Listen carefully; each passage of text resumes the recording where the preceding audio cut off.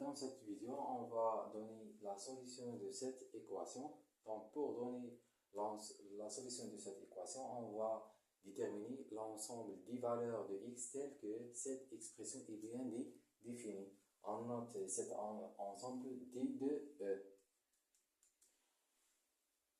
Donc, cette expression est bien définie si donc, x appartient à R. Donc, les conditions, on va 3x plus 2 supérieur ou égal à 0 et x plus 4 supérieur ou égal à 0. Donc, cette expression voit x appartient à R à condition, donc 3x supérieur ou égal à moins 2 et x supérieur ou égal à moins 4. Donc, ça implique que x appartient à R à condition. Donc, x supérieur ou égal à moins 2 sur 3 et x supérieur ou égal à moins 4. Ça implique que x appartient à R, x supérieur ou égal, si x supérieur à A et x supérieur à B implique que x supérieur à le max de A et B. On a x supérieur ou égal à moins 2 sur 3 et x supérieur ou égal à moins 4. Ça implique que x supérieur au max moins 2 sur 3 et moins 4. Donc le max de 1 et 3, ça égale à 3. Le max de maintenant 1 et 5, ça égale à ça, 5.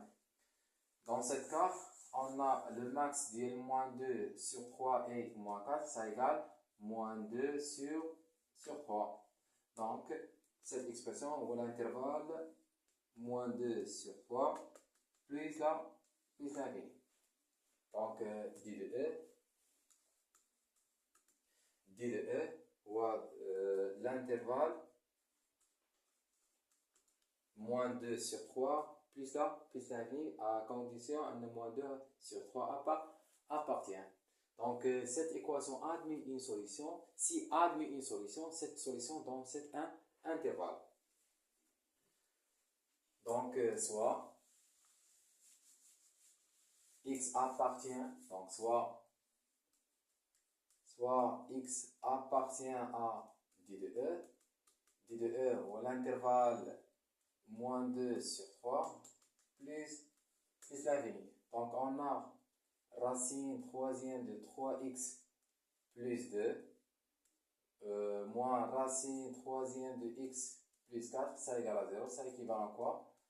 Ça équivaut à la racine troisième de 3x plus 2 égale racine troisième de x plus 4. Cette expression, ça équivalent.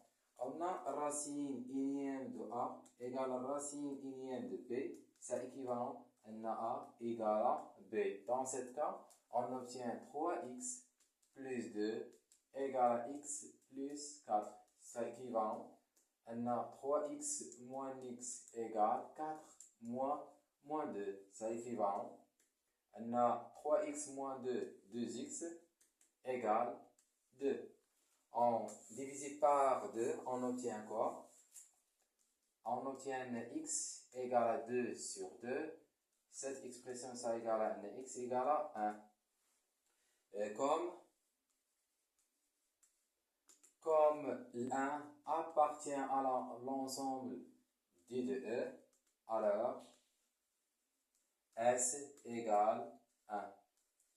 Pour vérifier cette valeur qui est une solution, on remplace x par 1, on obtient.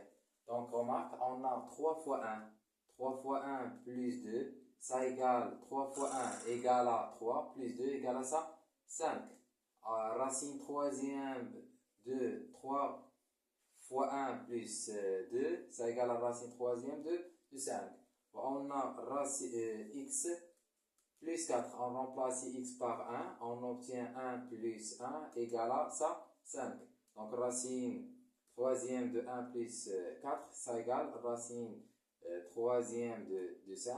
On a racine troisième de 5 égale à racine troisième de 5. Donc, cette expression égale à cette expression, c'est-à-dire 1, c'est une solution de cette équation.